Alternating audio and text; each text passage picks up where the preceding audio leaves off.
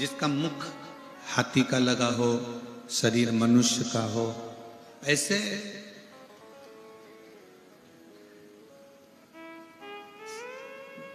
से कैसे विवाह कर सकते?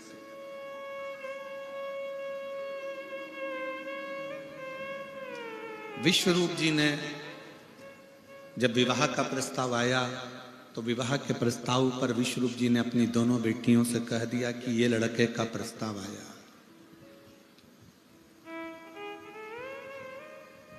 ये लड़के का प्रस्ताव है। और ये मत सोचना बेटियों की केवल यही प्रस्ताव है। शादी के लिए भगवान विष्णु के यहां से भी खबर आई है, ब्रह्मा जी के यहां से भी खबर आई है, इंद्र के यहां से भी खबर आई है। बहुत सारे देवताओं ने पितृलोक से भी खबर करी है, गंधर्व लोक से भी आई है, वरुण के यहां से आई है, नागलोक से आई है, पाताल लोक से खबर आई है कि तुम्हारी बेटी रिद्धि सिद्धि का विवाह हमारे लड़के के साथ कर दो। इतने सारे फोटो सामने रख दिए गए, इनमें से जो लड़का तुम्हें पसंद आए हम उसके साथ तुम्हारा विवाह कर देते। तुम ये ना सोचना कि, और देखो नारायण भगवान के यहाँ बैकुंठ है, ब्रह्मा जी के यहाँ ब्रह्मलोक है, नागलोक है, सब कुछ है, इंद्र के यहाँ इंद्रलोक है, पर शंकर भगवान के घर में कोई ऐसा बहुत बड़ा सिंहासन या बहुत बड़ा आभूषण या बहुत बड़ा रतन माणिक मोती हीरा सोना चांदी कुछ नहीं, कुछ भी नहीं। कोई बड़ा महल भी नहीं है, और लड़का भी मनुष्य के शरीर पर हाथी का मुख है, वो भी आप समझ लो। जितने देवताओं का दर्शन आप कर रही हो, सारे देवताओं के घर में राजसी ठाट है, लड़का भी अच्छा है, पर शंकर जी के यहाँ राजसी ठाट भी नहीं है और लड़का भी ऐसा।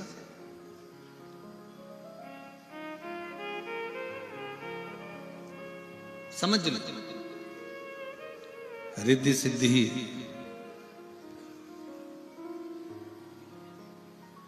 वन में चली गई, पिता विश्वरूप जी को प्रणाम कर वन में।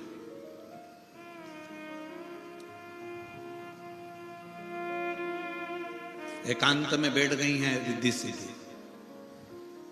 देव ऋषि नारद जी का आगमन हुआ है, और देव ऋषि नारद जी का जब आगमन हुआ तब देव ऋषि नारद ने रिद्धि और सिद्धि से पूछा, क्या बात है, आज प्रजापति विश्वरूप जी की बेटियां वन में घूम रही?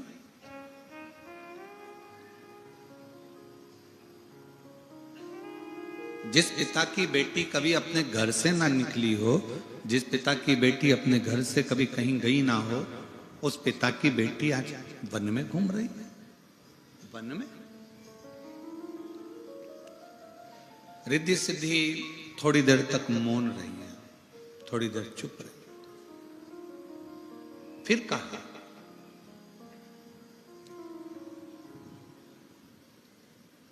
आप कुछ बोलोगी नहीं रिद्धि सिद्धि? रिद्धि सिद्धि ने कहा कि हमारे पिता ने हमको हर पल समझाया है, टोका है, बोला है, और हम हमारे पिता के अनुकूल चलने वाली बेटी हैं। मेरी बेटियों, मेरी जीजियों, मेरे भाई, मेरे बेटाओं, मेरी माताओं, गाड़ी में ब्रेक और घर में माता पिता का टोक बहुत जरूरी है। गाड़ी में ब्रेक का होना जरूरी है और घर में बुजुर्गों का टोकना जरूरी है। अगर घर के माता पिता बेटी को टोक रहे हैं, बेटा ऐसा मत कर, तो वो तुम्हारा भला चाहते हैं।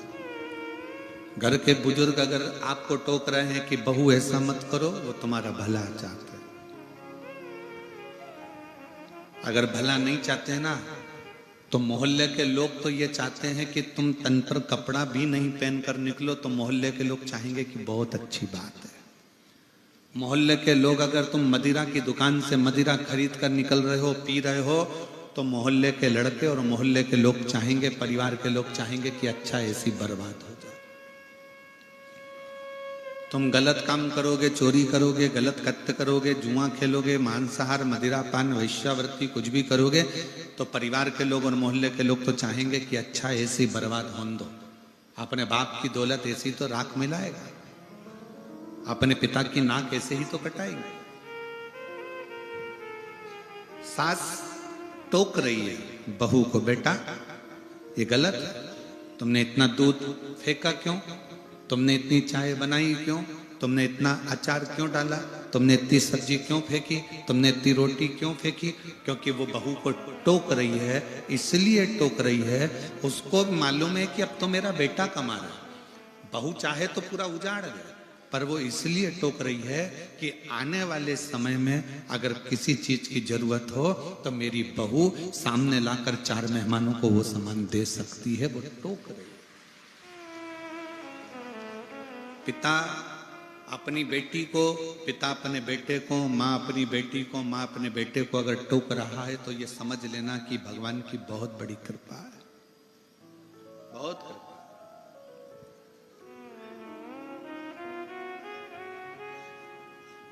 अच्छा एक बात बताओ, गाड़ी में लाइट नहीं होगी, गाड़ी चलेगी कि नहीं चलेगी? जम के तो बोलो जरा, चलेगी ना। गाड़ी में गियर नहीं होंगे, गाड़ी चलेगी कि नहीं चलेगी? चलेगी।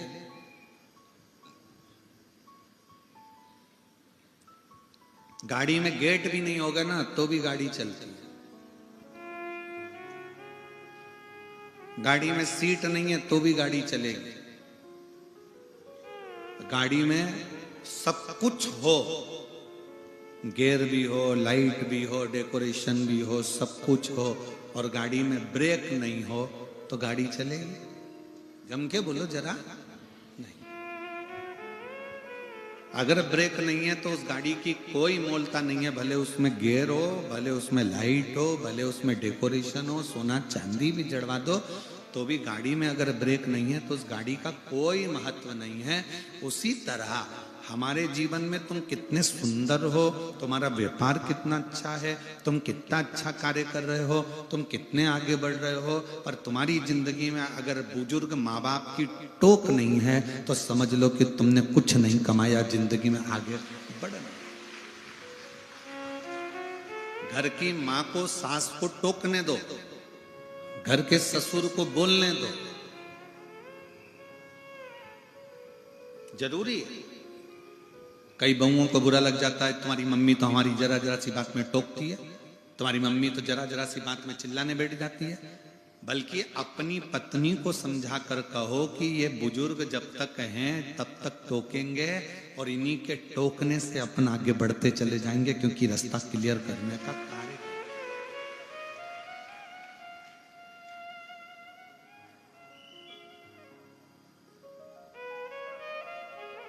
बहुत बड़ा मकान, बहुत बड़ा मकान। एक अमेरिका का एक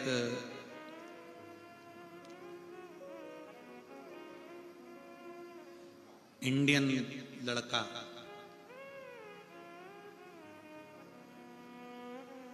जिसका नाम नीलेश था,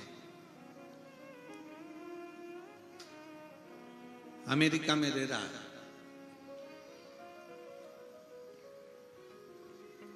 उसने अखबार में न्यूज निकलवाई कि मुझको एक बुजुर्ग माता पिता की जरूरत है। नीलेश, जो माता पिता साथ में रहते हों, जो माता पिता मेरे घर में रहे और वो रुचि से मेरे घर में आए। नीलेश ने न्यूज निकलवाई अखबार में, और अखबार की वो न्यूज सब दूर गई कि मुझे बुजुर्ग बूढ़े माँ बाप की जरूरत है, मुझे एक बूढ़े जोड़े की जरूरत है। अमेरिका के लोगों को लगा कि काम करने के लिए चाहिए होंगे बुढ़ा बुढ़ी को, काम करने के लिए चाहिए होंगे। एक बुढ़ा बुढ़ी ने, एक बुजुर्ग पति पत्नी ने जाकर इंटरव्यू दिया। पहुंचे, नीलेश ने पूछा तुम्हारे बेटे और बेटियां नहीं है? उसने कहा है मेरे 2 बेटे हैं, डॉक्टर हैं, और एक बेटी है वो इंजीनियर है। शादी हो गई? हाँ। तुम दोनों यहां पर हमारे पास में क्यों आए हो? कहा आपने न्यूज में निकाला था कि एक बुजुर्ग माता पिता की जरूरत है तो हम दोनों आ गए। अच्छा,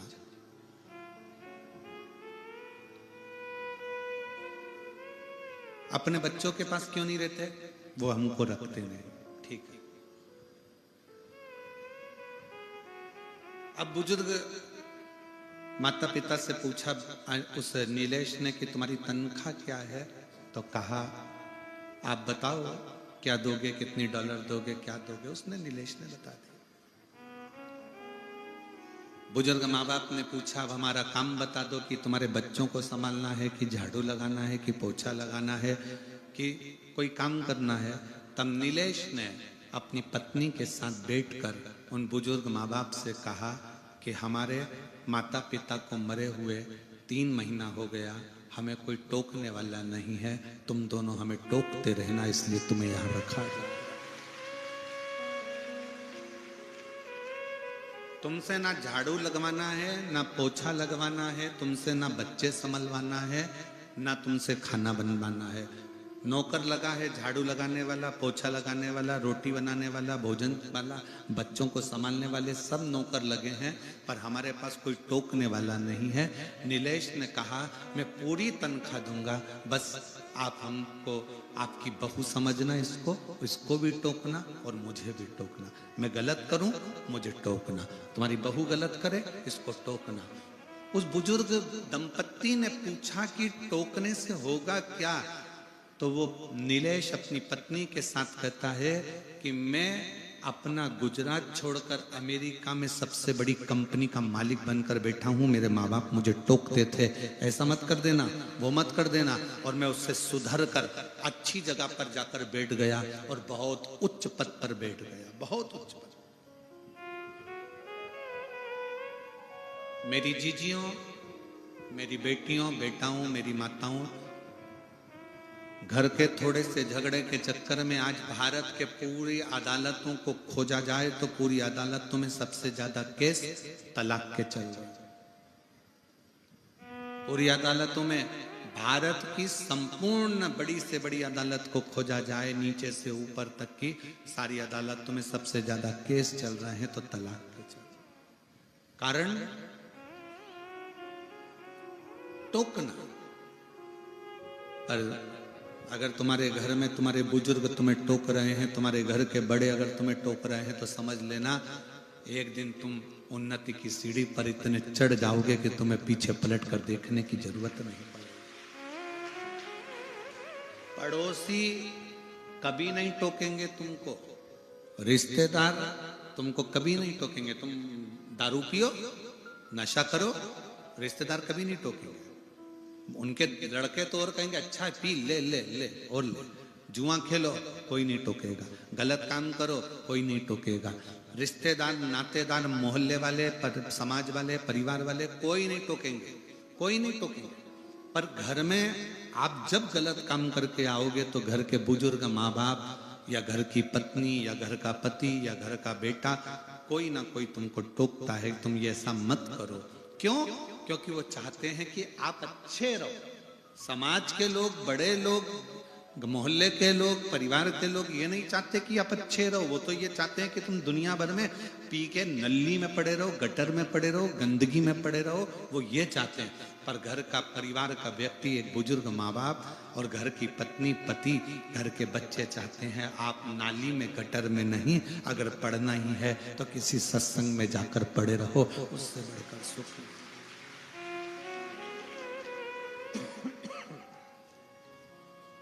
उससे बढ़कर सुख नहीं।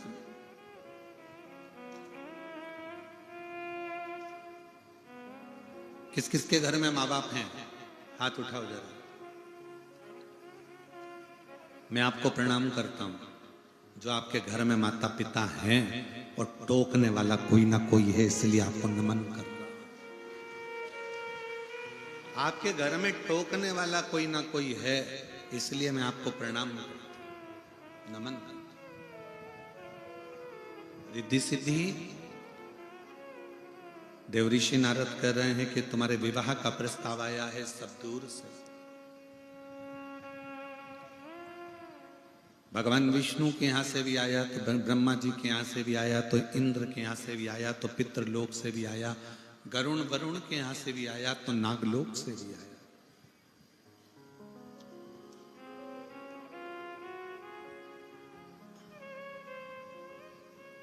अब आप बताओ, आपको विवाह किससे करना? रिद्धि सिद्धि कुछ नहीं हुई, कुछ।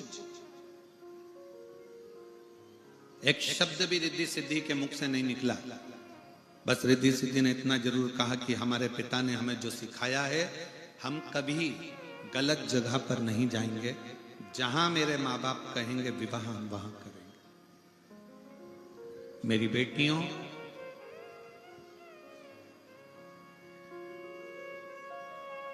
आज का जो समय चल रहा है, ये बड़ा विचित्र समय चल रहा है।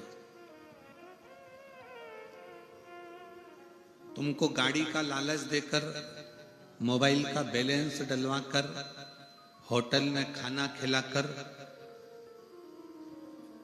दूसरे धर्म के लड़के सनातन धर्म की लड़कियों को अपनी ओर आकर्षित कर कर उससे शादी कर लेते हैं। शादी करने के 4-6 महीने निकलते हैं, 1 साल निकलता है, क्योंकि वो लड़के ने तुम्हारे को शादी केवल इसलिए नहीं करी कि तुमको पत्नी बनाना है, वो तो इसलिए शादी करी कि सनातन धर्म की हिंदू की लड़की को नीचा दिखाना है, उसको जूते की नोक पे रखना है, इसलिए उसने शादी करी। आपका हिंदू तत्व को समाप्त करने के लिए, सनातन तत्व को समाप्त करने के लिए उसने शादी करी। 1 साल बाद वो तुमसे झगड़ा कर कर कहीं ले जाकर तुम्हारे 40-35 टुकड़े कर कर अटैची में भर कर कहीं फेंक कर आए या फ्रिज में पटक आए, उससे अच्छी है तुम्हारी समझदारी। अपनी समाज में, अपने सनातन धर्म में, अपने हिंदू धर्म में शादी करो, दूसरे धर्म की ओर झांक कर भी मत दो। दूसरे धर्म की ओर झांक कर भी नहीं देखना, उसकी बॉडी को, उसकी गाड़ी को, उसके बंगले को, उसकी दौलत को, उसकी जायदाद को उसके पास रहने।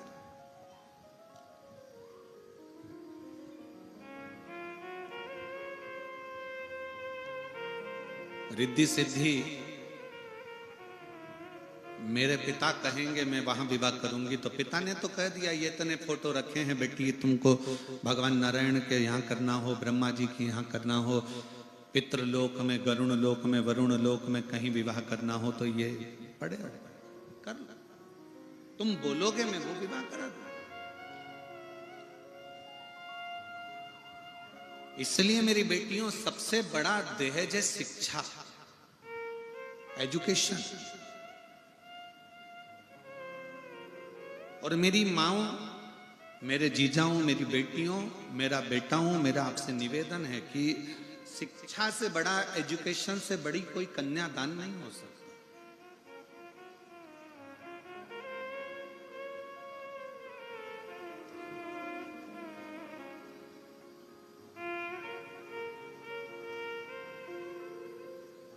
शिक्षा शिक्षा है। और कभी यह न सोचना कि शिक्षा केवल बहुत महंगे स्कूल में पढ़ोगे तो शिक्षा अच्छी रहेगी, या बहुत महंगे कॉलेज में पढ़ोगे तो शिक्षा रहेगी। अगर बहुत महंगे कॉलेज में और स्कूल में नहीं जा सकते तो अपने जो शासकीय स्कूल हैं, सरकारी स्कूल हैं, उसमें भी पढ़ो। हमारे माता पिता के पास में इतना धन नहीं था कि हमको कोई प्राइवेट स्कूल में या अच्छे स्कूल में पढ़ा सकते थे। हमारा पूरा बचपन, हमारी पूरी पढ़ाई सरकारी स्कूलों में हुई। सरकारी स्कूल के कपड़े पहनकर, सरकारी स्कूल की किताबों से जो मिल जाता था उससे पढ़कर दोस्तों के यहाँ अगर जाते भी थे तो उनकी क्वेश्चन बुक लेकर, उनके 20-20 क्वेश्चन लेकर उसमें से पढ़कर फिर अपना एग्जाम दे देते।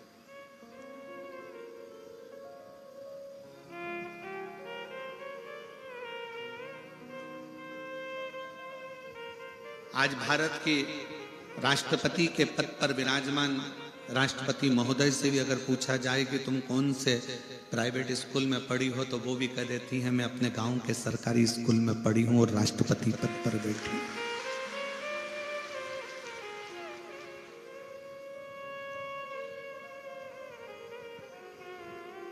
जरूरी नहीं कि बहुत पैसा होगा तो एजुकेशन मूल होगी, शिक्षा मूल होगी।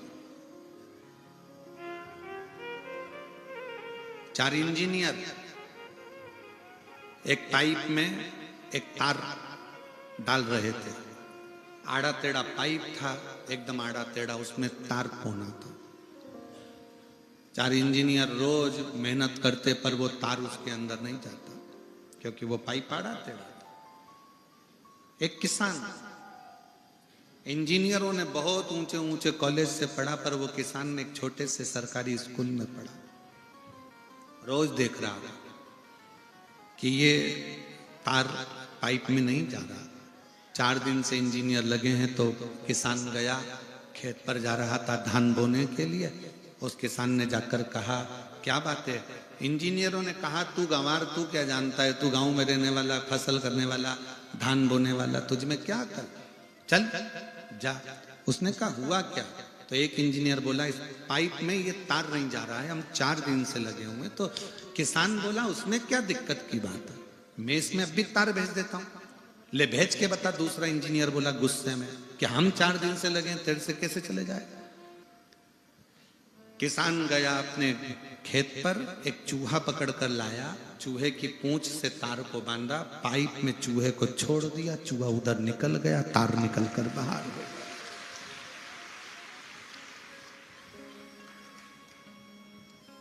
जरूरी नहीं कि एजुकेशन बड़े कॉलेज में करी जाए, बड़े स्कूल में करी जाए तो तुम विद्वान हो गए।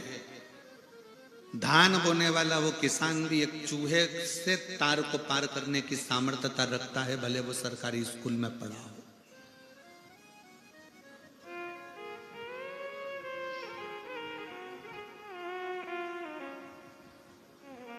तीन माताएं कुएं पे से पानी भर रही थी। एक का बेटा निकला, बेटा निकल कर बोलता मम्मी बाय।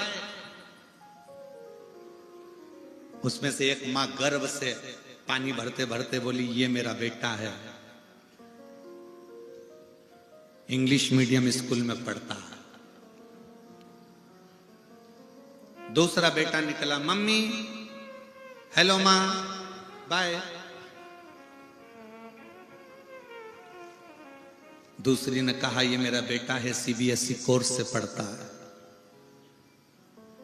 तीसरी का बेटा आया, मां ने बाल्टी भर कर रखी थी, उसने अपना बैग अपनी मम्मी को दिया, प्रणाम किया, दोनों बाल्टियां उठाया, लेकर घर जाने लगा।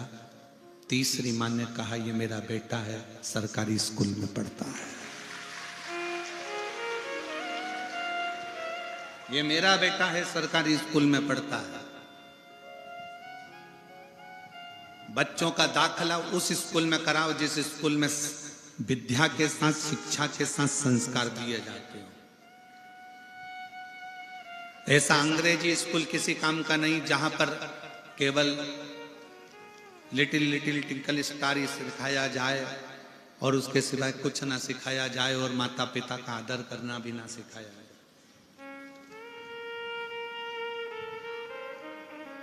बेटों को लायक बनाओ, अपने बेटा बेटी को खूब पढ़ाओ, लायक बनाओ, पर इतना भी लायक मत बना देना कि बच्चे तुमको नालायक समझने लगे। पापा तुम्हें कुछ नहीं आता, मम्मी तुम क्या जानती हो, पापा तुम क्या जानते हो। बच्चों को लायक बनाना, पर इतना लायक मत बना देना कि बच्चे तुमको नालायक समझने लगे। तुम्हें नहीं आता पापा, आज के जमाने के नहीं हो तुम। तुम पुराने जमाने के हो, तुमको कुछ नहीं आता। उस बाप से पूछो कि उसको क्या नहीं आता। तुम्हें बड़ा उसने किया है, तुम्हें पाल पोस कर काबिल उसने बनाया है। दिन भर ड्यूटी पर लगा रहता था, रात की भी ड्यूटी करता था कि मेरे बच्चे अच्छे पढ़ जाएं और मेरी बेटियां खूब अच्छी पढ़ाई कर लें, मेरा घर अच्छा चल जाए। सैनिकों के साथ युद्ध भी करता है। दिन रात कोरोना के समय पर पूरी दुनिया सोती है और वो ड्यूटी निभाता है अपने बच्चों और अपनी पत्नी के लिए। जरा विचार करिएगा, उसके बाद भी दिन रात मेहनत करने के बाद भी बच्चे कह दें पापा तुम में अकल नहीं है, तुम नहीं जानते, मम्मी तुम चुप रहो, चुप बैठिए, तुम्हें क्या मालूम है, चुप रहो। बेटे लायक तो हो गए, बेटी लायक तो हो गई, पर माँ बाप को नालायक समझने लगे। नहीं, शिक्षा उच्च हो और शिक्षा के साथ में नम्रता भी उच्च की। जितना बड़ा तुम्हारा औहदा हो ना, तुम बहुत बड़े औहदे पर, कलेक्टर के औहदे पर बैठ जाओ, एसपी के औहदे पर बैठ जाओ, डीआईजी आईजी के औहदे पर बैठ जाओ, मिनिस्टर मंत्री संतरी कलंतरी के औहदे पर बैठ जाओ, उतनी उतनी तुम में नम्रता आती जाना चाहिए, अकड़ नहीं। क्योंकि ये कड़ले कड़ले दांत तो एक दिन टूट के गिर जाते हैं, पर कोमल कोमल जीवान तो मरते दम तक साथ निभा जाती है। नम्रता रखिए। औहदा तुम्हारी उच्च पद, उच्च प्रतिष्ठा, ये तुमको जो मिली है तुम्हारी मेहनत से मिली है। मेहनत के साथ में ना जाने कितनों की दुआ तुमको लगी होगी तो मिली है। उसको ये ना सोचे कि ये केवल मैंने कमाया, ये मैं लेकर।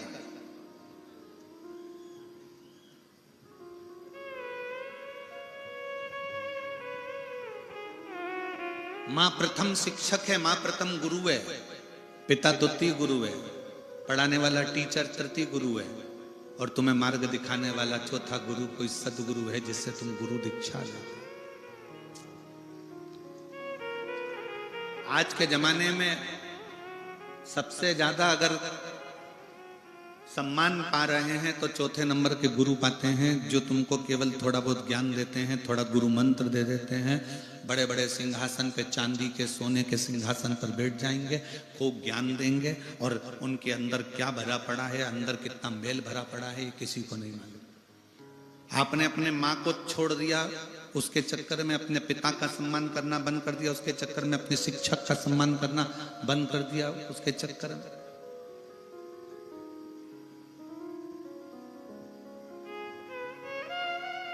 सबसे प्रथम गुरु है मां, जो बचपन सुधारती है। दूसरा गुरु है पिता, जो जवानी सुधार देता है बच्चों की। एक बाप से पूछना,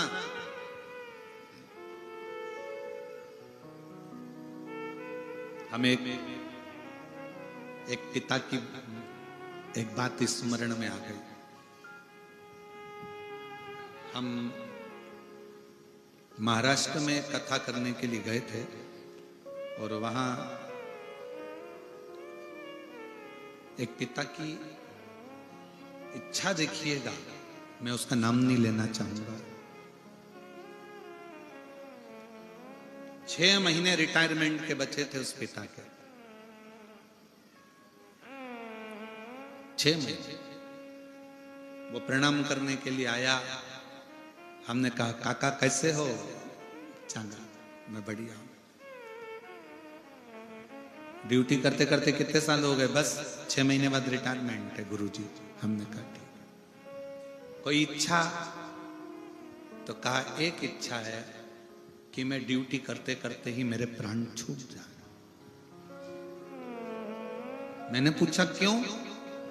कहा कम से कम आज के जमाने में मेरे बेटे को अनुकंपा नियुक्ति तो मिल जाएगी। एक पिता मरते दम तक भी अपनी औलाद के लिए सोचता है, और आज का बेटा चंद्रमुखी के चक्कर में मां बाप को दुखी कर देता है।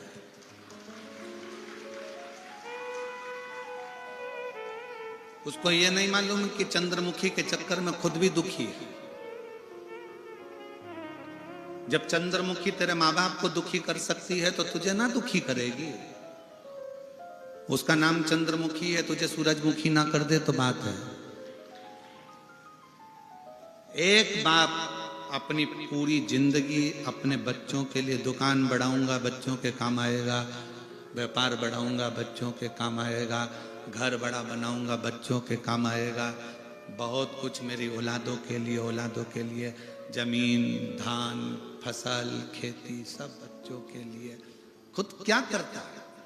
बेटे एप्पल का मोबाइल चला रहे हैं और बाप कमाने वाला जो दुकान पर व्यापार में 24 घंटा लगा रहता है वो कीपैड चला रहा है छोटा सा। बेटे ने कहा पापा मुझे लैपटॉप, आओ बेटा। बेटे ने कहा पापा मुझे ऐसा। बाप का चश्मे की डंडी भी टूट गई है तो उस डंडी में भी वो ऑफिस से आने के बाद उसमें पिन घुसेड़ के उसको सही करने का प्रयास कर रहा है कि इसमें 15 रुपए लग जाएंगे, 15 रुपए बचाने का प्रयास करता है बाप। और बेटा वो 15 रुपए क्या 50 रुपए का पाउच खरीदता है, हाथ में मलता है, दोस्तों के साथ गप्पे मारा के खा पी के वो चले जाता है गुटखा। बाप स्क्रू से चश्मे की डंडी को जोड़ रहा है।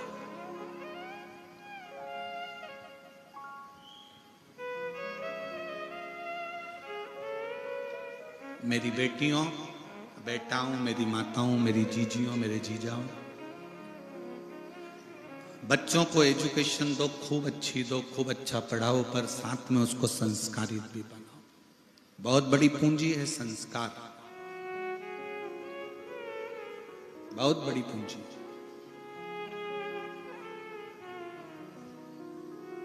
और इस कोकपुर कांकेर क्षेत्र में हमको बहुत अच्छा लगा।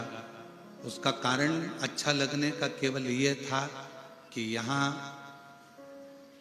हमने पुलिस का भी एक अलग चेहरा देखा।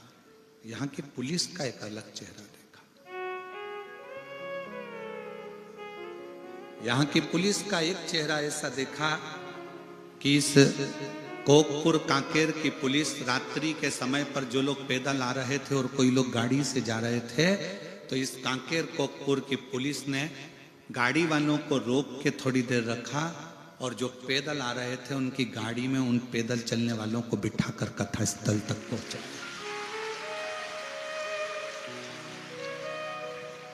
मैं कांकेर कोकपुर की इस पुलिस को सलूट देता हूं, सलाम करता हूं और वंदन करता हूं उसको कि आप लोगों को नम्रता भगवान ने बहुत दी। अपने पद के साथ में अपनी दिल की नम्रता को गंवाया नहीं आप लोगों ने। और दूसरी जगह का होता तो सोचते कि इतनी भीड़ है, लाखों की जनता है, पंडाल भरे पड़े हैं, टेंट भरे पड़े हुए हैं, रात भर लोग आ रहे हैं, लोग घबरा कर कह देते चलो जाने दो, जो होगा देखा जाएगा, अच्छा है जंगल में जाए तो अच्छी बात है। पर नहीं, यहाँ की पुलिस ने, यहाँ के लोगों ने गाड़ी को रुकवा कर जो पैदल आ रहे थे उनसे कहा इनको बिठाओ।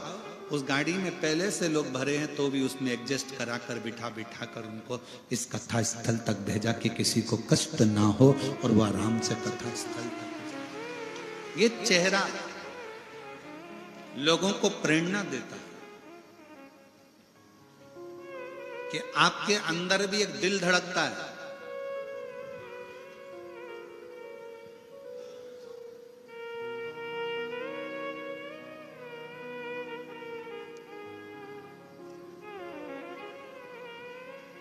आपके अंदर भी एक कोमल भाव है और वो हृदय से होना चाहिए। नौकरी करो, सर्विस करो, खूब अच्छी पढ़ाई कर कर तुम उच्च पद पर पहुंचो, पर उसमें थोड़ी सी नम्रता तुम्हारे जीवन को एक आनंदित कर सकती है।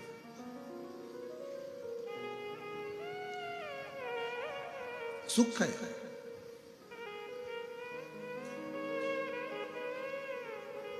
मैं जैन साहब कहना चाहूंगा इस कोकपुर के लोगों के लिए कि इतनी शीतलता है इस कांकेर कोकपुर के लोगों में, इतनी नम्रता है कि कांकेर कोकपुर का दूसरी जगह कथा होती है ना तो इतनी चिल्ला चोट होती है, इतनी चिल्ला चोट होती है, पर कोकपुर और कांकेर के इस क्षेत्र में, इस बस्तर क्षेत्र में सुनने वाले भी साइलेंट होकर कथा का लाभ लेते। नम्रता,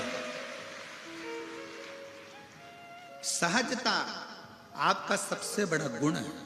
सहजता, और वो होना चाहिए। रिद्धि सिद्धि कहती हैं कि हमारे पिता हमको जहां विवाह करना चाहेंगे हम वहां विवाह कर लेंगे, जहां पिता चाहे।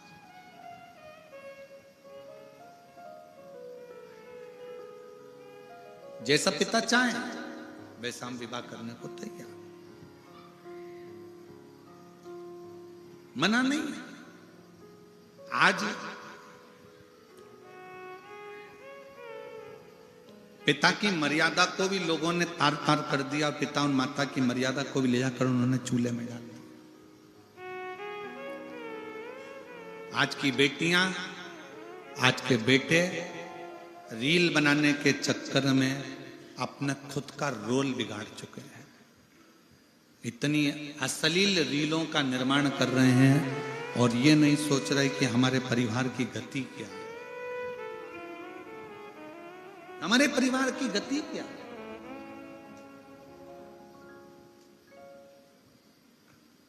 मेरी बेटियों, मेरे बेटाओं, तुम्हारे पास में बहुत अच्छे मोबाइल हैं, तुम्हारे पास में बहुत अच्छी तुम्हारी सोशल मीडिया है, तुम्हारे पास में लाखों लोग तुमसे इंस्टाग्राम पर, व्हाट्सएप पर, फेसबुक पर जुड़े हुए हैं।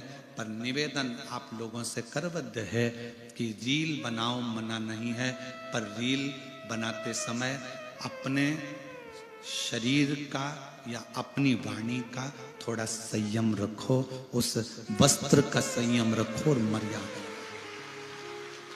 हो। बनाओ, हमारी तरफ से मना नहीं, पर ऐसा ना बनाया जाए जिससे अपने माँ बाप को भी सोचना पड़े, विचार करना।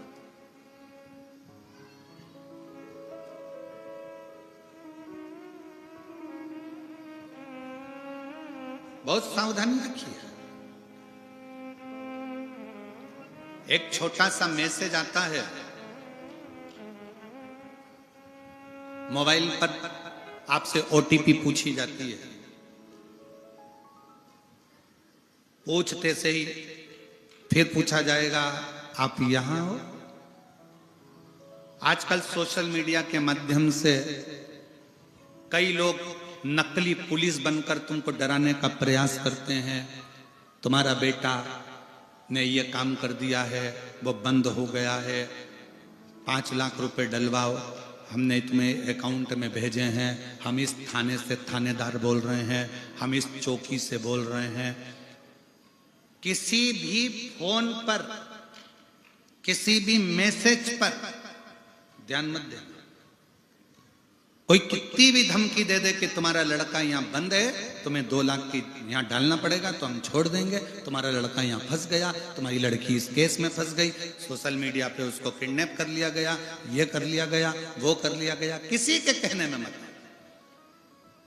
कोई तुमसे कहे ये ओटीपी दे दो, मालूम पड़े तुम्हारा पूरा पैसा तुम्हारे बैंक में रखा हुआ, तुम्हारी 1-1 रुपए की पूंजी पूरी चली जाए, पूरी चली जाए। एक बूढ़ी मां राजस्थान का एक स्कूल में चपरासी की नौकरी करती, आंख से थोड़ी सी उसको तकलीफ थी, मोतियाबिंद आदि था, तो एक आंख से देखती थी, दूसरी आंख से उसको तकलीफ थी, दूसरी आंख से उसको तकलीफ।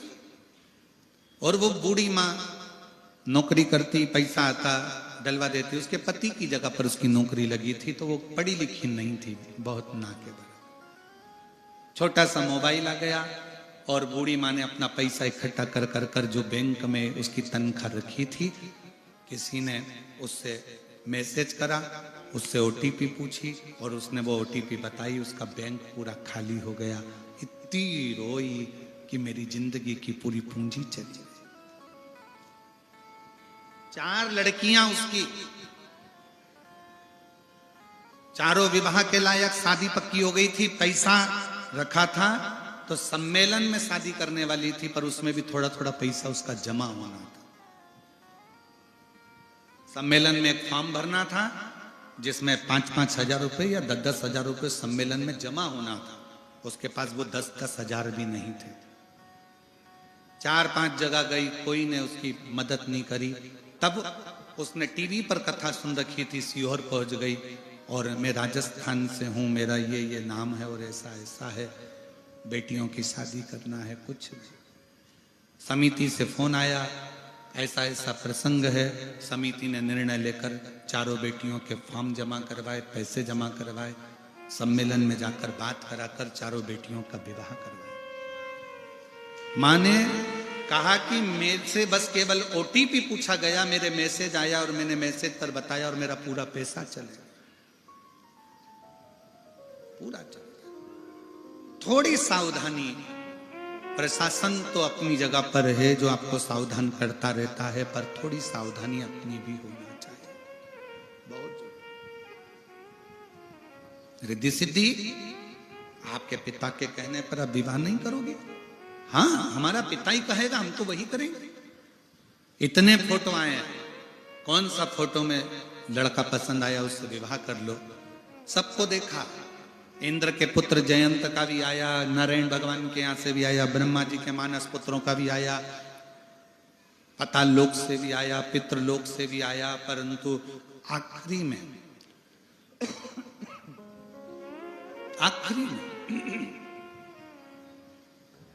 रिद्धि सिद्धि वन में विचरण करती करती करती करती फिर वहां से विचरण करते करते करते करते जाने लगी। तो रिद्धि सिद्धि ने देखा कि एक ब्राह्मण आ रहा, एक ब्राह्मण, और उसके साथ में उसका एक मित्र भी है। दोनों गुरुकुल से पढ़कर आ रहे। एक ब्राह्मण मित्र से कह रहा है कि देखो आज अपन घर से निकले और मिट्ठू दिखा है, तोता दिखा है। हाँ, गुरुजी ने कहा था जब तोता दिखे सुबह से तो समझ लेना कि आज मीठा खाने को मिलेगा। तोता दिखे तो समझ लेना मीठा खाने को मिलेगा। दूसरा मित्र बोला नहीं, मीठा खाने को तो मिलेगा पर मीठा भी कड़वा होगा, मीठा भी कड़वा होगा। रिद्धि सिद्धि उन दोनों ब्राह्मण पुत्रों के पीछे पीछे चली। ब्राह्मण पुत्र एक जगह पर भोजन करने गए, भोजन कर कर निकले तो दोनों बात कर रहे थे। एक ने कहा भाई आज तो अपन ने तोता देखा तो मीठा खाने को तो मिला, पर तूने बिल्कुल सत्य कहा था कि मीठा भी कड़वा था, तुझे कैसे मालूम? एक ने कहा मुझे तो मेरे गुरु ने बताया था कि तोता सुबह से दिखे तो समझ लो, मिट्ठू सुबह से दिखे तो समझ लो मीठा खाने को मिलेगा। तूने कैसे कह दिया कि मीठा तो मिलेगा पर कड़वा मिलेगा, तूने कैसे कह दिया? उसने कहा कि वो तोता नीम के पेड़ पर बैठा था, इसलिए मुझे समझ में आ गया कि खीर तो मिलेगी पर कड़वी मिलेगी, मीठा तो मिलेगा पर कड़वा मिलेगा। दूसरे मित्र ने अपने मित्र के हाथ जोड़ लिए कि मेरे गुरु ने तो मुझे शिक्षा दी थी कि तोता दिखे तो मीठा मिलेगा, पर तेरे भीतर की जो बुद्धि है उस बुद्धि ने यह सिद्ध कर दिया कि तोता नीम के पेड़ पर बैठा है, मतलब मीठा तो मिलेगा पर मीठा भी कड़वा मिलेगा। नीम का पेड़ पर तोता बैठा। तब रिद्धि सिद्धि ने विचार कर लिया कि अब पक्का निर्णय है कि लड़का चाहे कितना भी सुंदर हो उससे मतलब नहीं, लड़के के पास कितने भी पेट्रोल पंप हो उससे मतलब नहीं, लड़के के कितने भी बंगले हो उससे मतलब नहीं, लड़का बुद्धि से विद्वान होना चाहिए। गणेश जी को क्या कहा जाता है, किसके देव हैं वो? जम के बोलो, बुद्धि के देव। अब रिद्धि सिद्धि ने विचार कर लिया कि मुझे अब शादी करना है तो बुद्धि के देव से।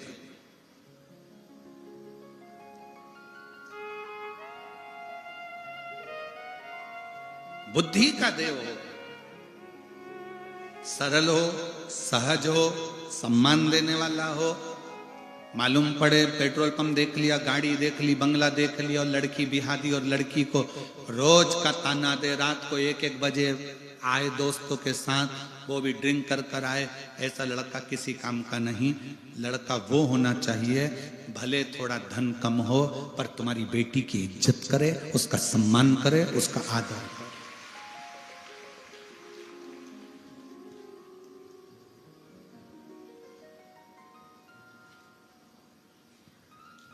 भोजन पति रसोई घर में करे, एकांत में बैठकर भोजन करे, पर पत्नी का सम्मान सबके सामने करे। पर उल्टा हो गया, पत्नी का अपमान सबके सामने करता है, अकल नहीं है इसमें, बेवकूफ है, धत्कार के भगाता है 4 लोगों के सामने। 4 लोगों के सामने उसकी इज्जत खराब करोगे तो 4 लोग उसकी इज्जत करेंगे, उसका सम्मान करेंगे। अकल नहीं है, चल ढोरे, पढ़ी लिखी नहीं है, चल। जब विवाह करा था तब क्या देखा था? मोटरसाइकिल, चेन और अंगूठी, हाथ का ब्रेसलेट, या उसके बाप की जमीन, तब क्या देखा? भोजन एकांत में बैठकर पति करे, पर पत्नी का सम्मान सबके सामने होना चाहिए, उसका अपमान सबके सामने नहीं, 4 लोगों में नहीं, चिल्लाकर नहीं, अपशब्द कहकर नहीं।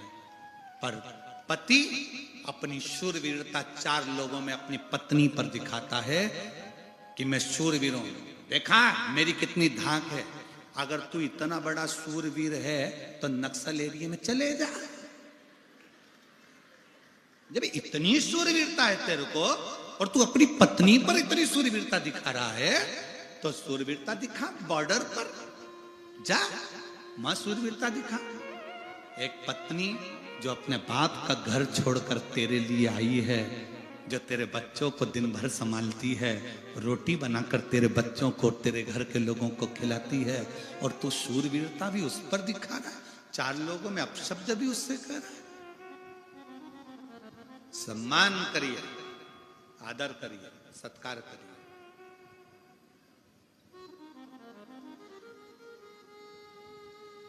जिस घर में स्त्रियां ज्यादा रोती हैं ना, उस घर का विकास कभी नहीं हो सकता, क्योंकि दिल के अरमा आंसुओं में बह गए और अच्छे अच्छे सूर भी पानी में डह गए। इसलिए सावधान इंडिया, सावधान कोकपुर कांकेर, सावधानी रखिए, सम्मान दीजिए सबके सामने, इज्जत करिए सबके सामने। डांटना है तो एकांत में जाइए। अरे रामचरितमानस से सीखो, कैकेयी जी को गुस्सा आया तो सबके सामने चिल्ला के बोली क्या? अरे बोलो तो जम के। कैकेयी जी को गुस्सा आया तो कहां गई थी? अरे अच्छे से बोलो जम के, कोप भवन।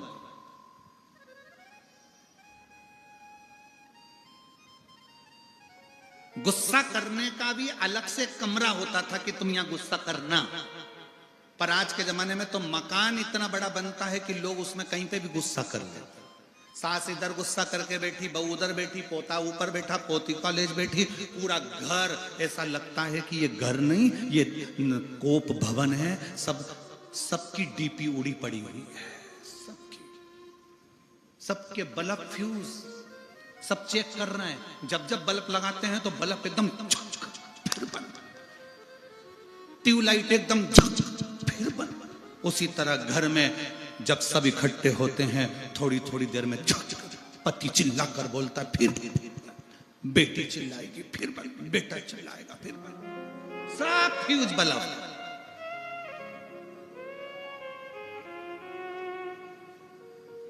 अरे भाई थोड़ा इन्वर्टर लगा लो, बल्ब शार्ट नहीं होंगे, बैटरी को चार्ज रखो, थोड़ा बहुत शिव महापुराण में जाकर बैटरी को चार्ज कर लिया करो, कथा सुन लिया करो, फ्यूज नहीं हो, फ्यूज नहीं हो। सावधानी बहुत जरूरी। रिद्धि सिद्धि अब कर रही है कि मैं विवाह करूंगी तो बुद्धि के देव के साथ करूंगी। बुद्धि का देव कौन? जम के बोलो जरा, गणेश। अब इनके यहां बंगला नहीं है, सोने का सिंहासन नहीं है, धन वैभव नहीं है, पर बुद्धि है। बुद्धि है और बहुत जरूरी है। तुम्हारे पास में करोड़ों का धन हो और बुद्धि नहीं हो, कितनी सुंदर बात शास्त्र कहता है कि पूत सपूत तो की धन संचय और पूत कपूत तो की धन संचय। बेटा सपूत है तो पैसा जोड़ने की जरूरत नहीं है, वो खुद मेहनत से जोड़ लेगा। और बेटा कपूत है तो कितना भी जोड़कर चले जाओ वो सब राख मिला देगा।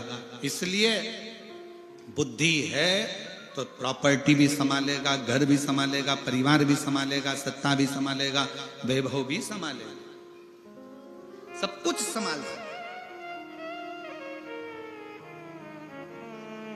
पर यदि बुद्धि ही नहीं है तो फिर क्या संभाले? गणेश जी को जब भी गणेश चतुर्थी पर आप अपने घर में लेकर आते हो, शादी में गणेश जी की पूजन करते हो, घर में शुभ कार्य होता है, सत्यनारायण जी की कथा होती है तो गणेश जी की पूजन करते हो, मंगल कार्य हो तो घर में गणेश जी की पूजन करते हो। क्यों करते हो? कि गणेश जी महाराज हमारे घर में तुम्हारी पूजन हो रही है, तुम बुद्धि देना सबको कि सब शांति से रहें। गणेश जी महाराज बुद्धि देना कि सब कार्य अच्छे से हो। गणेश जी महाराज बुद्धि देना सब कार्य सफलता की ओर हो। ऐसी कृपा कर, ऐसी करुणा कर। रिद्धि सिद्धि ने विचार कर लिया कि मैं बुद्धि के देव भगवान श्री गणेश जी महाराज के साथ में मंगल विवाह हुआ। खबर पहुंच गई शंकर भगवान के यहां विवाह की तैयारी हो गई गणेश जी महाराज की। और गणेश जी का विवाह हुआ। सब खूब धूम मची है चारों तरफ, खूब। अब मां का वात्सल्य कितना प्रबल है, कितना। पार्वती जी गणेश जी को सुंदर सेहरा बांधती हैं और गणेश जी महाराज की नजर उतारती हैं। पार्वती जी गणेश जी की नजर, बहुत ध्यान देना। बचपन में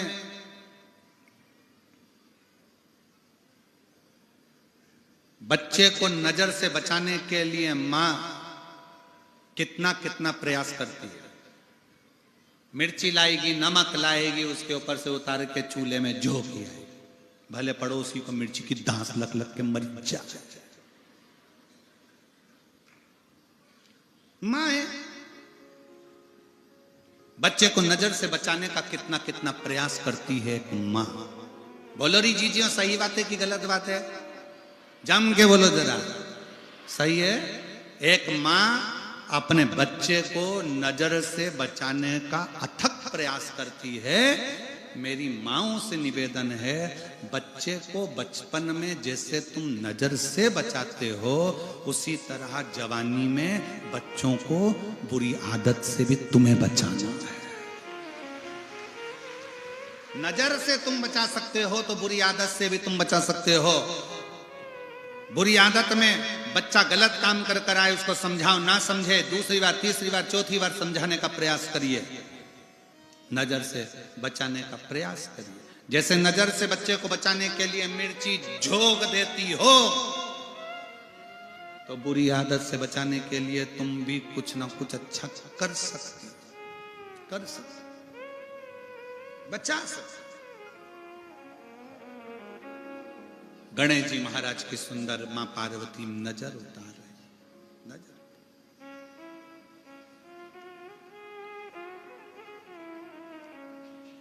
राम की लागी है, सीता की लागी,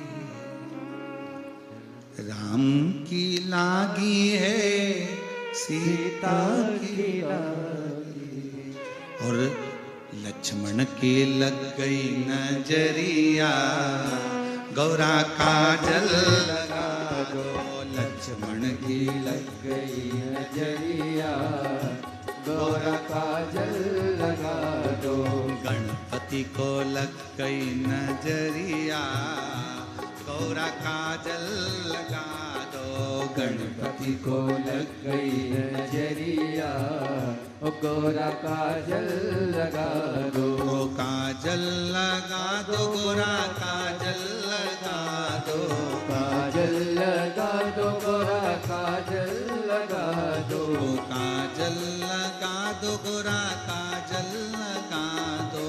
काजल लगा दो, गौरा काजल लगा दो। गणपति को आदि गणपति को ओ जी गणपति को लग गई नजरिया, गौरा काजल लगा दो। गणपति को लग गई नजरिया, गौरा काजल लगा दो। शंभो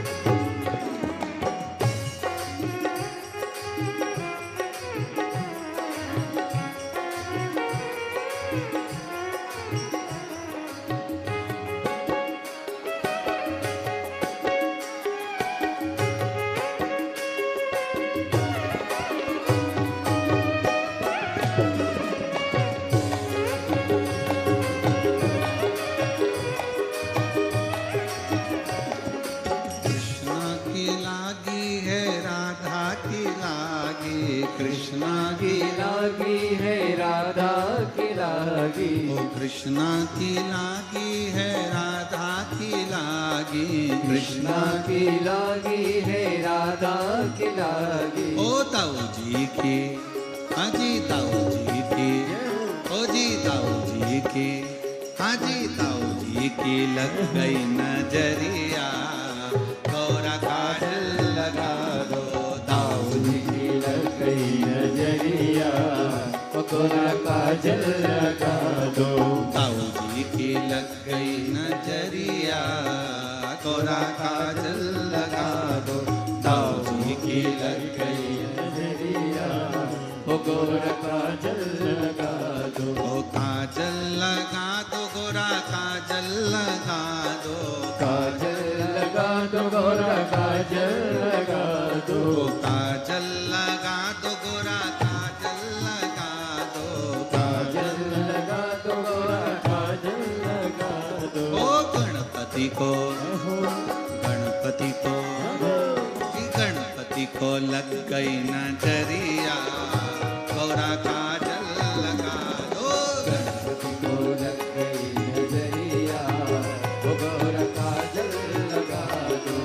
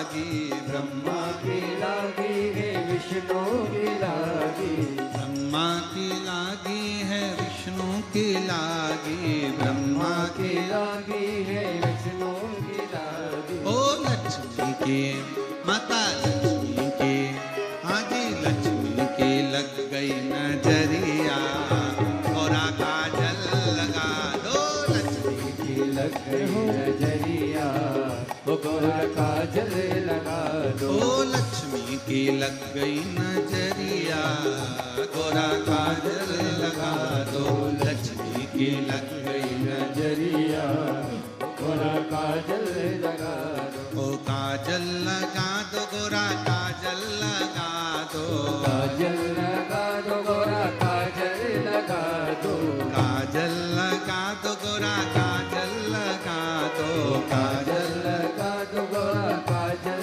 लगा दो। ओ गणपति को, गणपति को, गणपति को लग गई नजरिया, गोरा काजल लगा दो, गणपति को लग गई नजरिया, गोरा काजल लगा दो।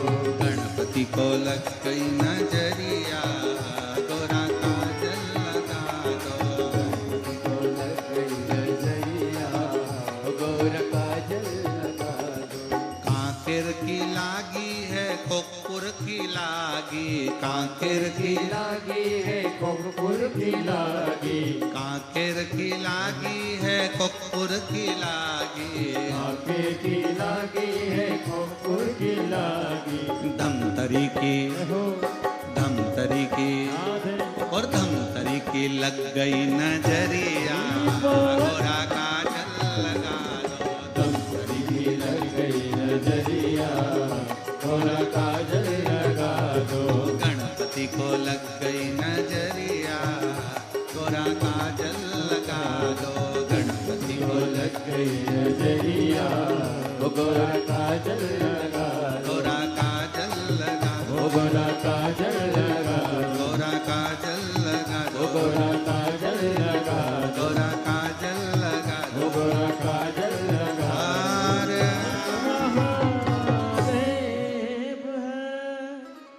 अपने स्थान पर बैठकर भगवान शिव जी से अपने मन का भाव बड़े आनंद से, दिल से बाबा को प्रार्थना करिए, विनय करिए, निवेदन करिए।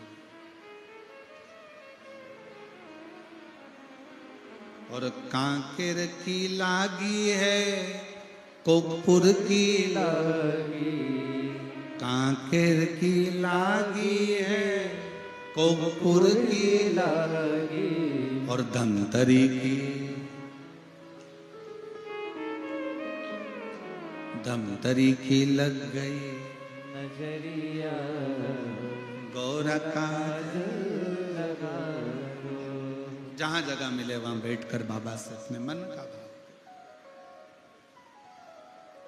दिल से बाबा को प्रार्थना करिए, विनय करिए, निवेदन करिए। और बाबा को आज कथा का विराम दिवस है,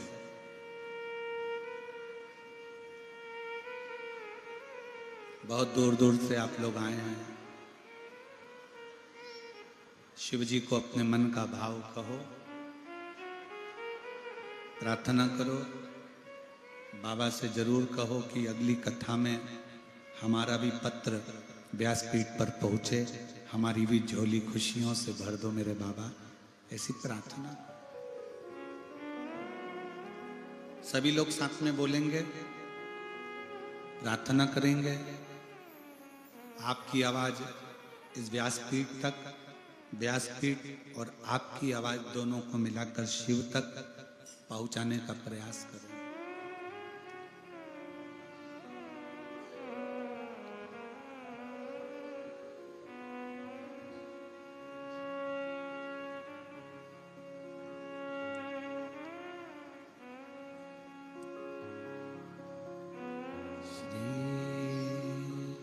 शिवाय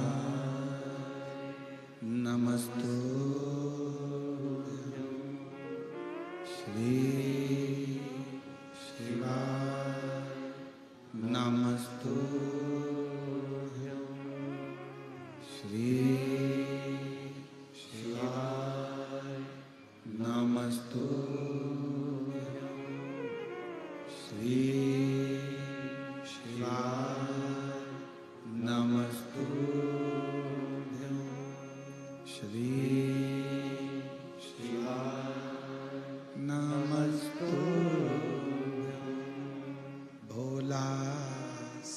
दुख काटो हमारा।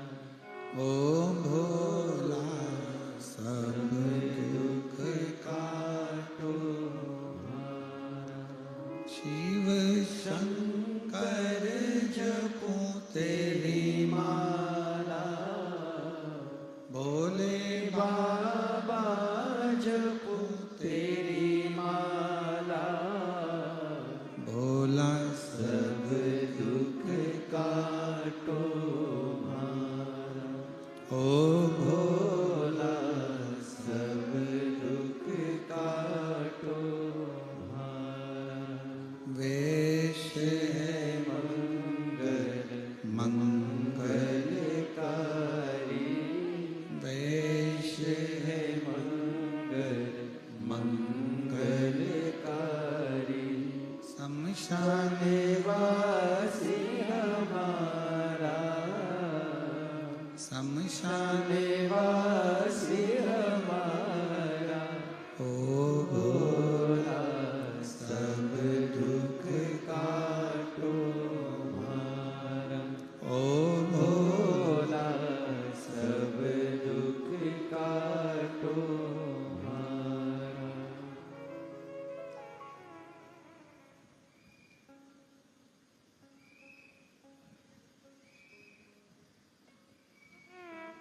भगवान देवादिदेव महादेव, भगवान शिव, ओगड़दानी, त्रिकालदर्शी, कैलाशी, विनाशी, शिव तत्व कह रहा। पार्वती जी भगवान श्री गणेश जी महाराज की नजर उतारती। बचपन में जैसे बच्चों को नजर से बचाते हो, जवानी में बच्चों को बुरी आदत से बचाओ।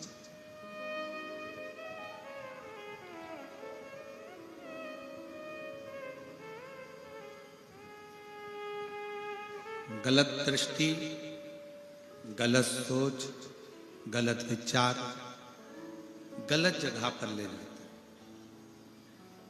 पर अच्छी सोच होगी ना, अच्छी दृष्टि होगी तो अच्छी जगह तक जाओ। एक बहन ने पत्र लिखा, उस पत्र में उसने लिखा कि हम लोग पूरा परिवार शिव का इतना महत्व नहीं जानते थे कि शिव का महत्व क्या। मेरा नाम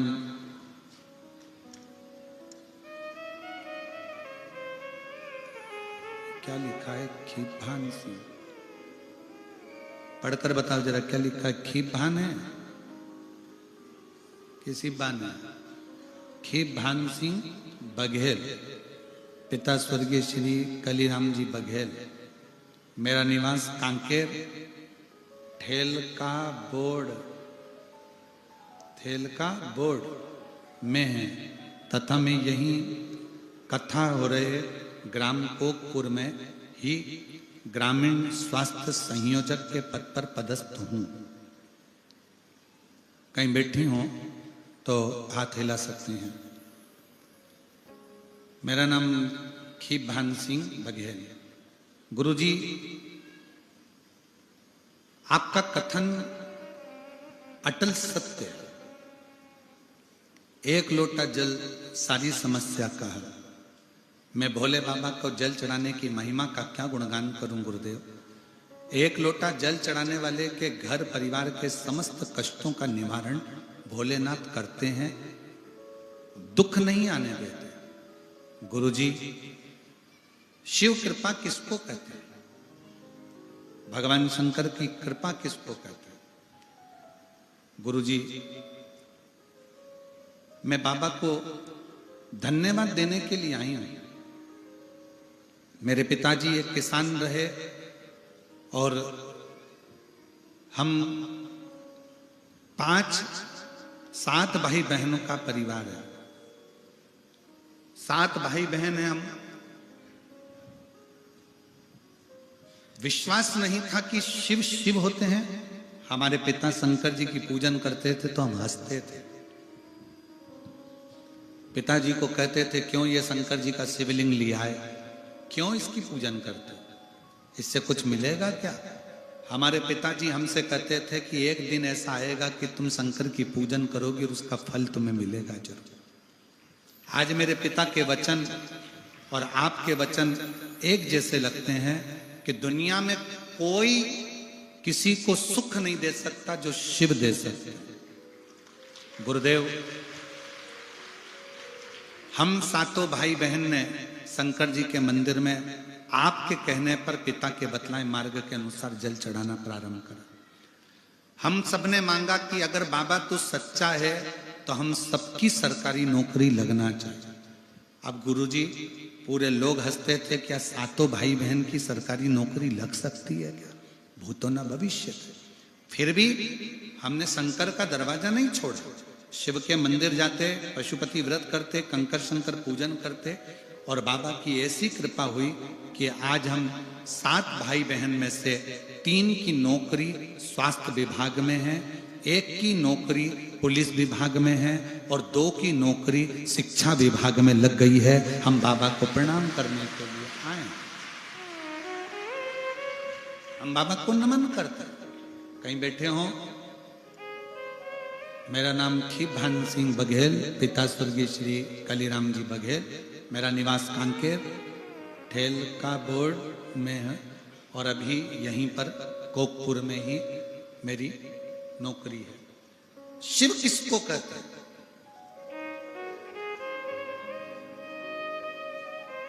उस बहन ने, उस भाई ने लिखा कि देवता देते हैं पल्ला झाड़कर और महादेव देते हैं छप्पर फाड़ कर।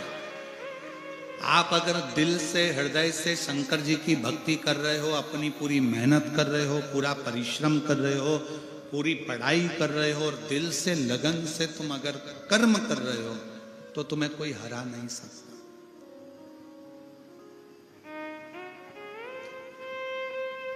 कोई नहीं हरा सकता। अपनी लगन और अपनी मेहनत, हम फिर निवेदन करेंगे, अपने 300, 400, 500 किलोमीटर के एरिया में कभी शिव महापुराण की कथा हो, कुबेरेश्वर बाबा सीहोर से कहीं इस शिव पोथी को लेकर आ जाए तो प्रयास करना कि पंडाल में 1 दिन, 2 दिन, 5 दिन, 7 दिन जरूर सुनना। उसका फल बाबा देता जरूर है, देता। कभी बाबा आपको इस लायक बनाए कि जैसे देव कुमार जी जैन कथा करा रहे हैं, ऐसे कभी योग बने और अपने सब आनंद के साथ बाबा से प्रार्थना करना कि एक दिन मुझे भी इस लायक बनाना कि मैं भी शिव पुराण की कथा अपने क्षेत्र में करा। कई लोग ऐसे भी होते हैं कि इतना अरेंजमेंट नहीं कर पाते हैं, इतनी व्यवस्थाएं नहीं कर पाते हैं, सोचते हैं कि हम सम्मिलित होकर करें। हमारा निवेदन है, प्रयाग में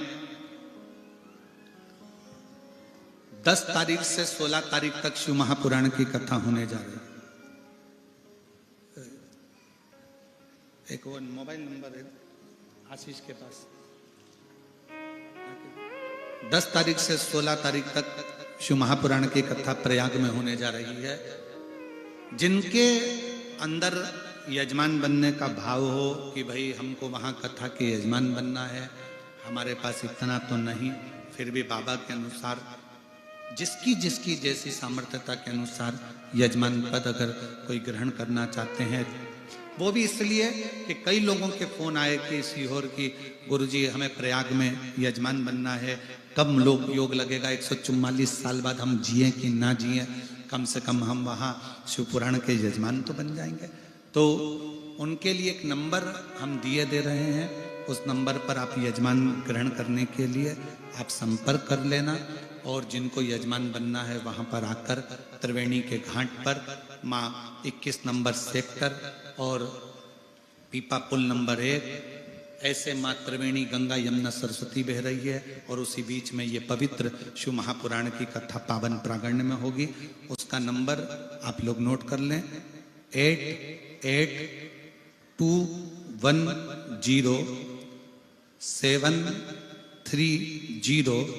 8821073039। ये जिसको भी यजमान पद ग्रहण करना है वो इस नंबर पर संपर्क कर सकते हैं। वापिस लिख लें 8821073039। इस पर आप संपर्क कर प्रयागराज में जो कथा हो रही है उसका यजमान पद ग्रहण कर सकते हैं। जिसकी रुचि के अनुसार कभी बाबा से प्रार्थना करो। जैसे इस बहन ने लिखा कि हम 7 बहन भाई हैं, पर हमने भी बाबा से शर्त रखी, क्या सबको नौकरी सरकारी मिल सकती है? क्या सबको सरकारी नौकरी प्राप्त हो सकती है? मेरा निवेदन है, आपकी लगन, आपकी मेहनत। एक पत्र और है, देखिए।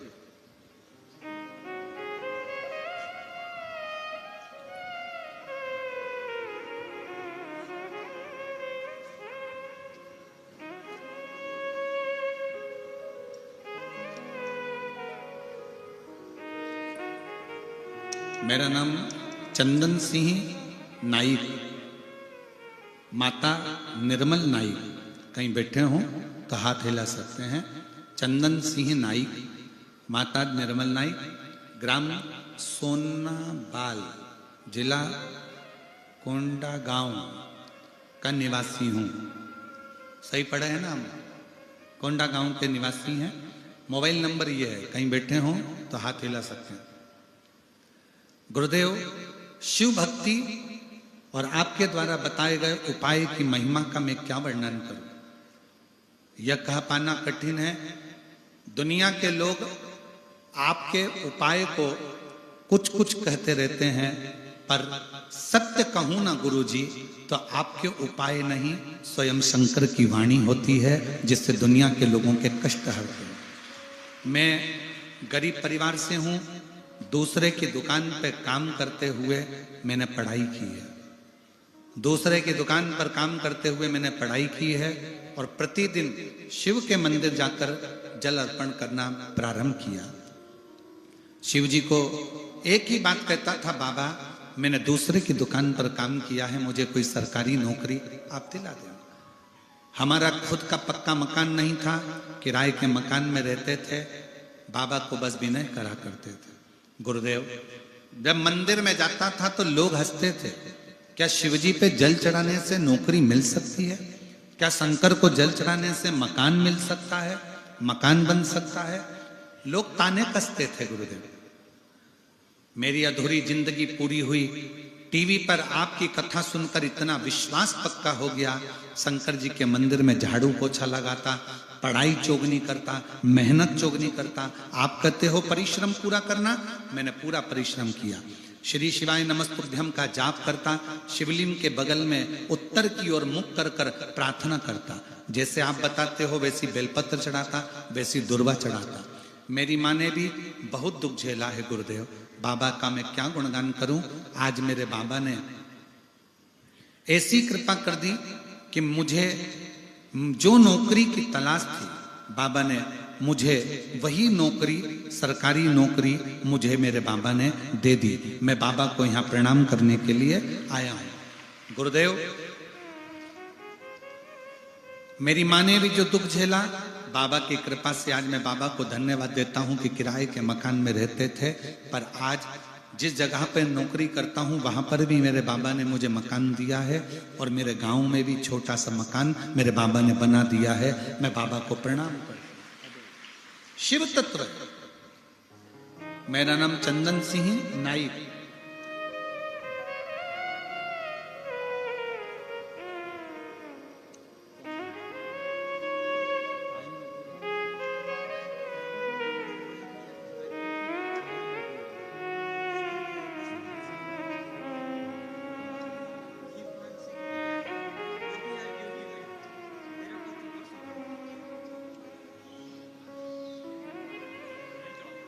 आप ही के भैया हैं चंदन सिंह नाइक, जिनका नौकरी लगा। एक बार जोरदार ताली बजाकर साधुवाद।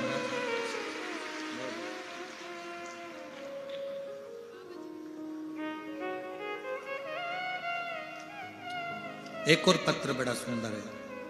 अनसुईया सिन्हा, पति डिकेश्वर सिन्हा, ग्राम साकरा, जिला धमतरी। कहीं बैठे हो हाथ हिला सकते हैं। अनसुईया सिन्हा, पति डिकेश्वर सिन्हा, ग्राम साकरा, जिला धमतरी। मेरा पुत्र आप ही हैं, आ जाइए बेलपत्र ले जाइए। मेरा पुत्र भानेंद्र सिन्हा विगत कई वर्षों से सरकारी नौकरी की तैयारी कर रहा था, पर कुछ भी अंकों से चूक जाता था। जब दुर्ग में कथा सुनी, भिलाई में, आप कहते हो कि पंडाल में बैठकर जो मांगा जाता है वो मिलता है। हमने दुर्ग भिलाई में 5 दिन तक कथा स्वयं बैठकर सुना और पशुपतिनाथ का व्रत रखी। फिर शिव की महिमा का क्या वर्णन करूं। 2024 में एक नहीं, बाबा ने मेरे बेटे को 3 नौकरियों का ऑफर दे दिया। 1-2 माह गए, सभी आधिकारिक पोस्ट पर मेरे बेटे के लिए नौकरी आई। पहला नौकरी सहायक जेलर के पद पर, दूसरी अपेक्स बैंक में नोडल अधिकारी के पद पर, और तीसरी नौकरी मेरे बेटे को मंत्रालय में आई। पर मेरे बेटे ने यहाँ जगदलपुर में जेलर के पद पर अधिकारी बनकर यहाँ नौकरी कर रहे हैं। मैं बाबा को यहाँ धन्यवाद देने के लिए आया हूँ। अभी मेरे बेटे की नौकरी जगदलपुर जेलर में अधिकारी के पद पर नियुक्त है। ये शिव तत्व की प्राप्ति। एक बार जोरदार ताली बजाएं। शिव कथा, शिव शिव है।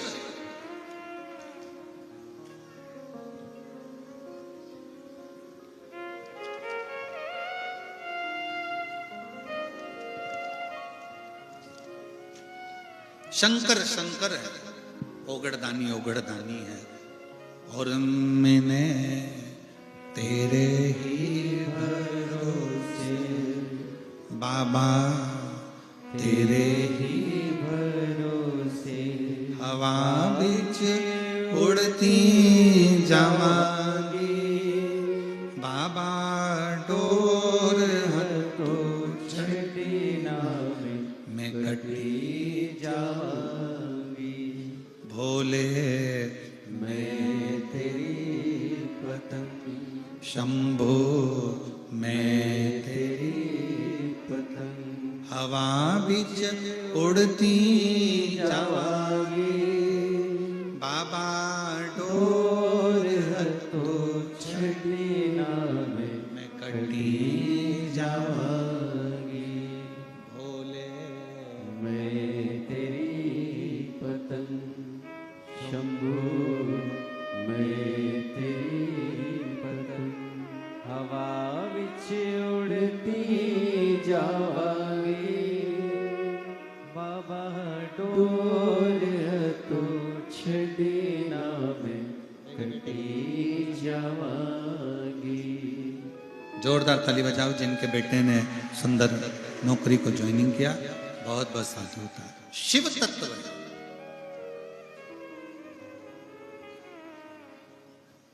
शिव क्या ना देते।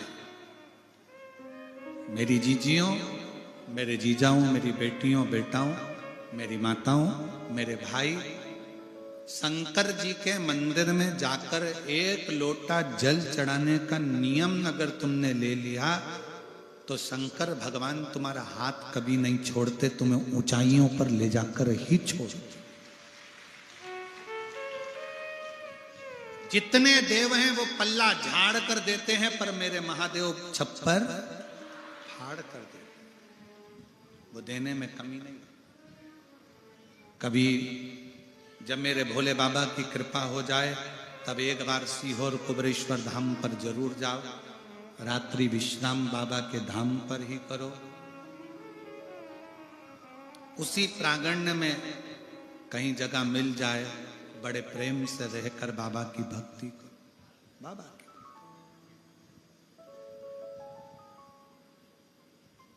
कुबरेश्वर धाम जब आओ, तुम सात दूर घूम घुमाने के बाद में आखिरी में बाबा के दरवाजे पर पहुंचते हो तो वहां से सीधे अपने घर की ओर आया करो। बाबा से प्रार्थना करो, घर की निवेदन करो।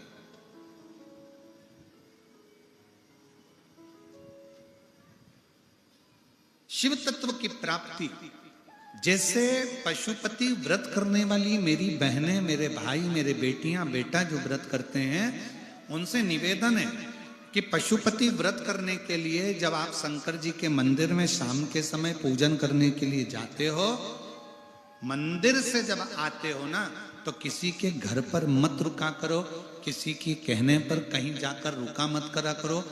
शाम के समय जब 5 दिए मंदिर में जलाकर थाली लेकर वापिस आओ, तो किसी के दरवाजे पर, किसी के घर पर नहीं रुकना है, बीच में कहीं नहीं रुकना है, कोई सामान खरीदने के लिए नहीं रुकना है, कोई व्यापार करने के लिए नहीं रुकना है, किसी के कहने पर कोई कितना ही बुलाए तो भी उसके दरवाजे पर नहीं जाना है। पूजा की थाली जब 5 दिए लगाकर 2 प्रसाद के हिस्से मंदिर में रखकर थाली लेकर जब अपने घर के लिए 1 दिया लेकर जाओ, तो उस बीच में कहीं नहीं रुकना, सीधे अपने घर के दरवाजे पर ही जाओ और वहां राइट हैंड में बैठकर दिया लगाओ। घर के अंदर जाकर जो प्रसाद का एक हिस्सा है भोजन करने से पहले वो पाओ। इसको पशुपति व्रत करते। कई माताओं की आदत रहती है, मंदिर से आते आते इसने रोक लिया, वहां बात करने खड़ी हो गई, उसने रोक लिया, वहां बात करने खड़े हो गए, सहेली साथ में गई थी तो उससे बात करने खड़े हो गए, उसके दरवाजे पर चले गए, किसी ने कह दिया काकी इधर आओ, उसके दरवाजे पर पहुंच गए। अपने पूजन की थाली लेकर जब पशुपति व्रत कर कर शाम को पूजन कर कर वापिस आओ, तब दिया एक और प्रसाद का हिस्सा जब लेकर आओ तो अपने घर कुबेरेश्वर बाबा के दरवाजे पर जाओ, कुबेर भंडारी के यहां से जब भंडार मांगने के लिए जाओ, कुबेरेश्वर धाम पर झोली पसार कर जब भगवान के दरवाजे से तुम भंडार लेकर आओ कि बाबा मेरे घर औलाद नहीं है, बाबा मेरी नौकरी नहीं है, बाबा मुझे ये रोग हो गया, बाबा मुझे तकलीफ हो गई। आप कुबेरेश्वर धाम पर जाकर जब वहां से कुछ बाबा से प्रार्थना कर कर आओ तो कहीं नहीं, सीधे अपने घर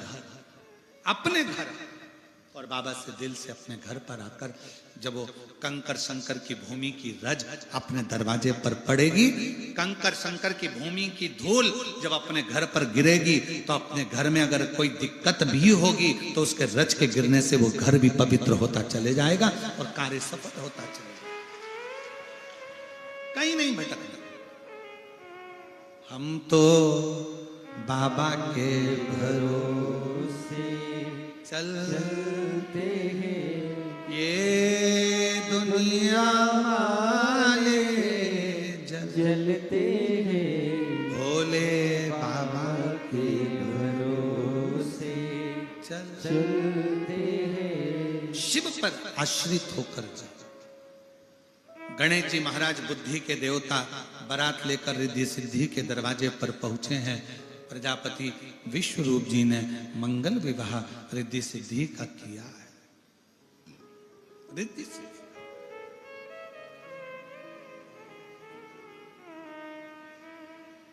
अब स्टेज प्रोग्राम प्रारंभ हुआ। तुम्हारे यहां होता है? जम के तो बोलो जरा। तुम्हारे इधर कांकेर में कोकपुरी में स्टेज प्रोग्राम होता है? दुल्हन सिर पे पल्लू लेके माला लेके धीरे धीरे उसकी सखियां उसका लहंगा पकड़ के, उसकी सहेलियां जो होती है ना इधर उधर वाली, जो उसका लहंगा पकड़ के चलती है और वो माला लेके चलती है स्टेज पर। समझ में ये नहीं आता, उससे उसका लहंगा नहीं संभल रहा तो घर कैसे संभालेगी?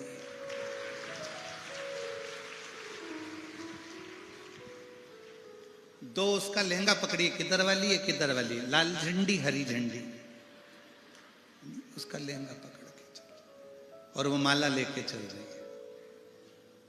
नीचे निगाह,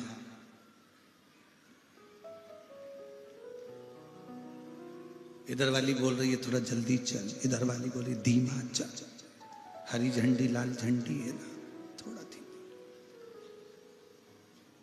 इतने में पीछे से किसी ने चुनड़ी खींच दी,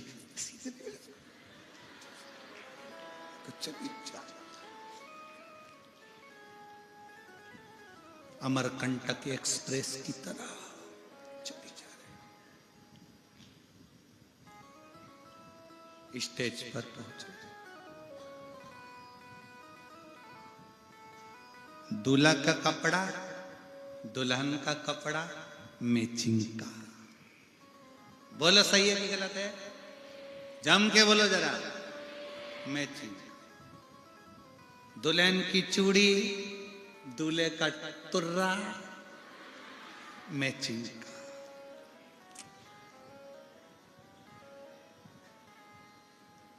दुल्हन की चप्पल, दूल्हे का जूता, बोलते जाओ, मैचिंग का, दूल्हे की घड़ी, दुल्हन की घड़ी, मैचिंग की। मेरा निवेदन है, लोग पार्टी में जाते हैं तो मैचिंग के कपड़े पहनते हैं, शादी में मैचिंग के कपड़े पहनते हैं, बहुत मैचिंग का ध्यान रखते हैं। मेरा निवेदन है, कपड़ों की मैचिंग से ज्यादा दिल की मैचिंग करिए, दिल की मैचिंग करिए। कपड़ों की मैचिंग से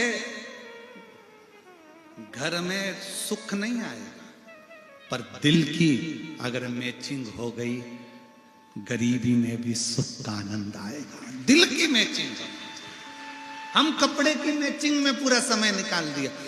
पति पत्नी दोनों घूमने जा रहे थे, मौसी के घर शादी में, पति ने कहा कपड़े मैंने रख दिए, पति ने पूछा कौन कौन सा, मैंने नीले कलर की साड़ी, पहले दिन के लिए तुम्हारे लिए नीला कलर का कोट, रिसेप्शन में पहनेंगे लाल कलर की, मैंने तुम्हारे लिए लाल कलर की शेरवानी। अब कपड़े की मैचिंग तो कर रहे हो, पर मालूम पड़ा मौसी के घर की शादी में जरा सा पति किसी से मुस्कुराकर बोल लिया, इतने में तो पत्नी लाल छड़ी मैदान खड़ी, खूब लड़ी, खूब लड़ी, खूब लड़ी। अब तुम्हारे कपड़े की मैचिंग थी, चूड़ी की मैचिंग थी, चप्पल की मैचिंग थी, सूट की मैचिंग थी, सब मैचिंग थी, पर दिल की मैचिंग नहीं कर पा रहे। मेरा निवेदन है मेरी जीजियों, शादी में कपड़े की मैचिंग नहीं भी होगी ना चलेगा, घड़ी की मैचिंग नहीं होगी ना चलेगा, जूता चप्पल की मैचिंग नहीं होगी ना चलेगा, शादी में तुम्हारे तुर्री और चूड़े की मैचिंग नहीं होगी ना चलेगा, पर शादी में दूल्हा दुल्हन के दिल की मैचिंग होना चाहिए, हृदय की मैचिंग होना चाहिए। हम बाहर की मैचिंग मिलाने के चक्कर में अंदर की मैचिंग को मिसमैच करते जा रहे, अंदर की मैचिंग नहीं हो रही है, दिल की मैचिंग नहीं हो रही है, विचारों की मैचिंग नहीं हो रही है, सोच की मैचिंग नहीं हो रही है, चित्त की मैचिंग नहीं हो रही, बुद्धि की मैचिंग नहीं हो रही, हमारे अपने विचारों की मैचिंग नहीं हो पा रही, हम केवल कपड़े की मैचिंग मिला रहे हैं। अच्छा हुआ जैन साहब तुमने मैचिंग नहीं करी, तुम लोगों के कपड़े की मैचिंग, हम कई जगह कथा में जाते हैं तो वहां पर जजमान भी अपने कपड़ों की मैचिंग रखते हैं। हमारे सारे भाई एक जैसे कपड़े पहनेंगे, ये सब लाल कलर के, हमारी बहुएं जितनी वो सब पीले कलर की पहनेंगी, सबकी मैचिंग चलती है, आज नीले कलर की मैचिंग, कल लाल कलर की मैचिंग, हरे कलर की मैचिंग। और जैन साहब हमने देखा तुम्हारे जितने पापा जी के भाई है ना, चारों पांचों, हमने उनको भी देखा, सबको, काका उनको, वो सब काका कोई मैचिंग में नहीं थे, काकियों अलग मैचिंग में थे, काका अलग मैचिंग के थे। कपड़े भले मैचिंग के नहीं थे, पर हमने एक चीज देखी, तुम्हारे काका काकी जितने परिवार के लोग हैं उनका दिल मैच कर रहा था, यह सबसे बड़ी बस वो मैचिंग होना चाहिए। कल हमने देखा, हमारे थोड़ा सा क्या हुआ कि हम 2 दिन मिलते हैं सबसे, पर अब की बार यहाँ कोकपुर में हम नहीं मिल पाए, क्योंकि आंख में थोड़ा सा प्रॉब्लम, कोई कीड़ा वगैरह, रात्रि को लाइट का कोई आ गया होगा तो उसके कारण प्रॉब्लम हो रही थी, तो हम किसी से मिले नहीं। फिर भी कल हम थोड़ा इनके परिवार से, जो इनके मिलने जुलने वाले थे उनसे मिले, तो हमने देखा कि परिवार में जब तक काका जी काकी जी को नहीं बोल दिए कि खड़ी हो जा, तब तक काकी खड़ी नहीं हुई है, दिल की मैचिंग। और जब तक बहुओं से नहीं कहा सास ने, बेटी आ जाओ, खड़ी हो जाओ, बहुएं खड़ी, ये दिल की मैचिंग, इसको दिल का मिलना कहते हैं। केवल कपड़े मिलाकर करोगे भी क्या, ये कपड़ों की मैचिंग काम की नहीं है, जितनी दिल की मैचिंग, मन की मैचिंग, हृदय की मैचिंग। सास बहू के हृदय की मैचिंग होना चाहिए, बेटे बाप के हृदय की मैचिंग होना चाहिए, बेटी बाप के हृदय की मैचिंग होना चाहिए, पति पत्नी के हृदय की मैचिंग होना चाहिए। हम उन मैचिंग में नहीं पड़े। शिव कथा कर रही है, स्टेज प्रोग्राम प्रारंभ हुआ, रिद्धि सिद्धि माला लेकर आ रही, गणेश जी महाराज खड़े हुए। अब गणेश जी के हाथ में एक माला और रिद्धि सिद्धि के हाथ में अलग अलग माला। दोनों ने विचार करा, रिद्धि सिद्धि दोनों विचार करती हैं कि माला पहले कौन चढ़ाए, रिद्धि चढ़ाए कि सिद्धि चढ़ाए।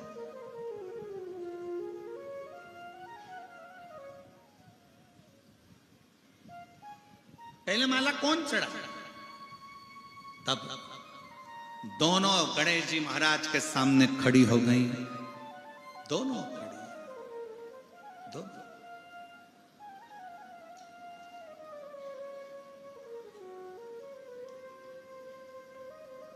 और दोनों विचार कर रही हैं गणेश जी को देखकर।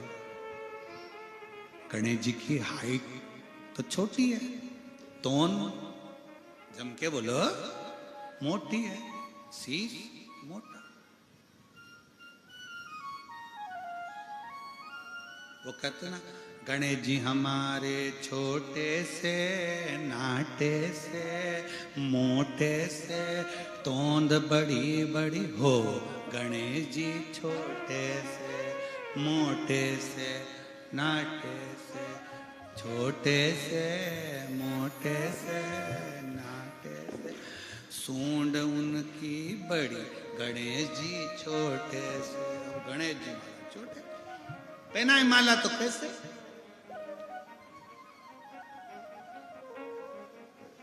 रिद्धि सिद्धि दोनों खड़ी। रिद्धि सिद्धि से बोली तू पहले चढ़ा दे, सिद्धि रिद्धि से बोली पहले तू चढ़ा दे, तू चढ़ा दे। इतने में नीचे से मूसक देव आए, गणेश जी के चूहा,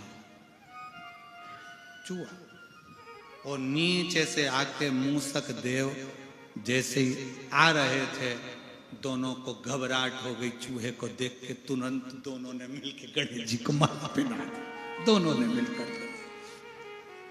गणेश जी प्रसन्न होकर एक माला रिद्धि सिद्धि के गले में दोनों को पहनाई। दोनों ने वही माला, हमारा सर्वस्व हमारे स्वामी का है, वो माला श्री गणेश जी महाराज को पहनाई। गणेश जी भावर हो रही है रिद्धि सिद्धि और गणेश जी। श्री गणपति जी के संग पढ़न लागी, हरे हरे पढ़न लागी भावरिया। श्री गणपति जी के संग पढ़न लागी, हरे हरे पढ़न लागी भावरिया। श्री गणपति जी पढ़ने लागी, हरे हरे पढ़ने लागी भावरिया। श्री गणपति जी के संग भगवान गणेश जी महाराज की भावर पड़ रही है, रिद्धि सिद्धि की भावर पड़ रही है। सुंदर शुभ सकून मंगल आनंद।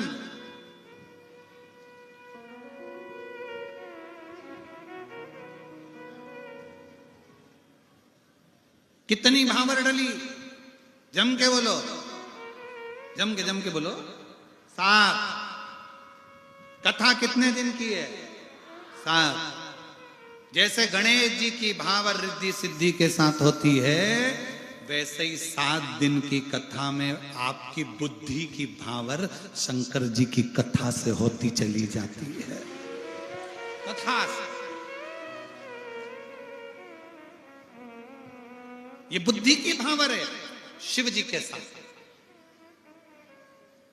कई लोग कहते हैं गुरु जी हमारा कोई गुरु नहीं है, हमें गुरु मंत्र लेना है, हम किसको गुरु बनाए?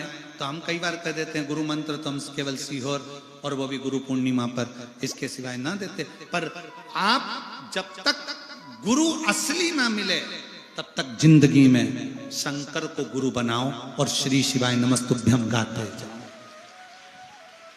शिव को गुरु बनाओ, शंकर को अपना बना लो, शिव तत्व को अपना बना लो। और जिस दिन शिव तत्व आपका अपना हो गया, तुम जिस दिन शंकर भगवान को पहचान गए, शिव तत्व को पहचान गए, शंकर की भक्ति को पहचान गए, उस दिन तुम्हें किसी से मांगने की जरूरत नहीं पड़ती। मैं मेरी जीजियों से पूछना चाहूंगा एक प्रश्न का उत्तर, मेरी कांकेर और कोकपुर की मेरी जीजियां उत्तर जरूर देना। सास तुम्हें धन दे, पति तुमको धन दे, ससुर तुमको धन दे, जेठ तुमको धन दे, बेटे तुमको धन दे, उसमें सबसे श्रेष्ठ धन कौन सा होता है?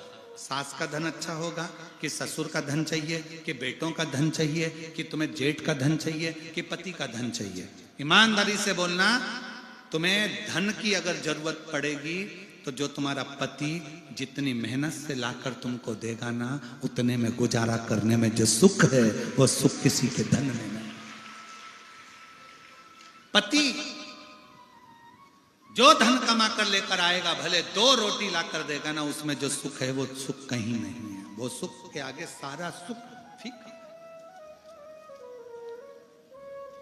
वो सुख के आगे सब कुछ फीका, सब कुछ।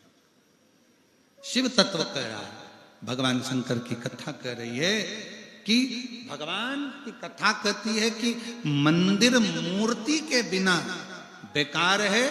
अगर मूर्ति नहीं मंदिर में तो मंदिर किसी काम का नहीं। हॉस्पिटल बिना डॉक्टर के बेकार है। अगर हॉस्पिटल में नर्स है, कंपाउंडर है, बॉटल है, इंजेक्शन है, दवाई है, पर डॉक्टर नहीं तो वो हॉस्पिटल भी बेकार है। भोजन बिना नमक का बेकार है। भोजन में नमक नहीं तो भोजन बेकार। मंदिर में मूर्ति नहीं, मंदिर बेकार। हॉस्पिटल में डॉक्टर नहीं तो वो हॉस्पिटल बेकार। और अपने जीवन में अगर शंकर की भक्ति नहीं तो जीवन बेकार। शिव भक्ति के बिना तुम्हारे जीवन का कोई सार तत्व नहीं है। शंकर भगवान को अगर 1 लोटा जल चढ़ा रहे हो, शिव के मंदिर जा रहे हो, शंकर की आराधना कर रहे हो, शिव तत्व को जप रहे हो, श्री शिवाय नमस्तुभ्यम बोल रहे हो, तो ये मान लेना कि तुम संसार में आकर सर्वश्रेष्ठ हो और तुम्हारा जीवन सार्थक हो गया। शिव ने तुम्हारे को अपनी शरण में लिया। जपते रहो श्री शिवाय नमस्तुभ्यं, श्री शिवाय नमस्तुभ्यं, श्री शिवाय नमस्तुभ्यं, श्री शिवाय नमस्तुभ्यं। सब बोलो साथ में, श्री शिवाय नमस्तुभ्यं, श्री शिवाय नमस्तुभ्यं, श्री शिवाय नमस्तुभ्यं, श्री शिवाय नमस्तुभ्यं। शिव नाम जपते रहो, जीवन की उसमें श्रेष्ठता है। आगे वर्णन किया गया भगवान श्री तुमरुका जी चंचुला देवी को सुंदर प्रसंगों के साथ में 12 ज्योतिर्लिंग का स्मरण करा। शिव कथा, शिव पुराण, शंकर का, भगवान शंकर की अनुमोदन भक्ति हमें कहीं ना कहीं फल जरूर देती है।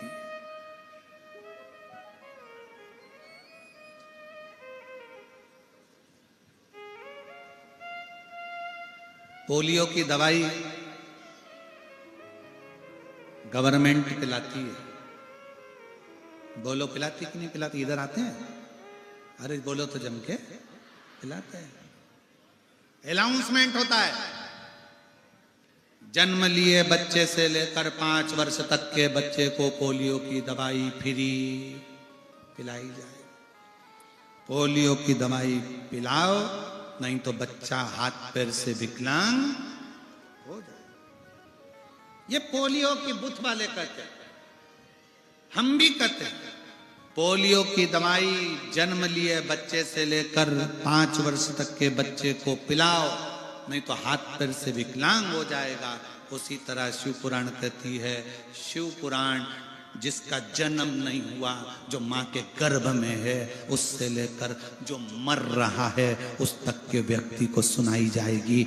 पोलियो की दवाई नहीं पियोगे, हाथ पैर से विकलांग हो जाओगे। शिव पुराण नहीं सुनोगे तो अपनी जिंदगी से विकलांग हो जाओगे। जीवन जीने का तरीका शिव पुराण बताता है। जीवन जीने का तरीका कैसा होना चाहिए, बच्चों के साथ कैसा व्यवहार हो, माता पिता के साथ कैसा व्यवहार हो, परिवार के साथ कैसा व्यवहार हो, ये शिव पुराण बताता। शंकर की कथा।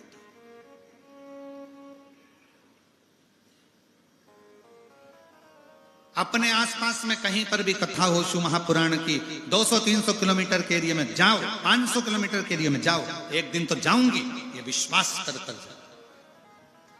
10 फरवरी से 16 फरवरी तक जो प्रयागराज पीपा पुल नंबर 1 सतुआ बाबा शिविर सेक्टर नंबर 21 कथा सुनने के लिए आओ।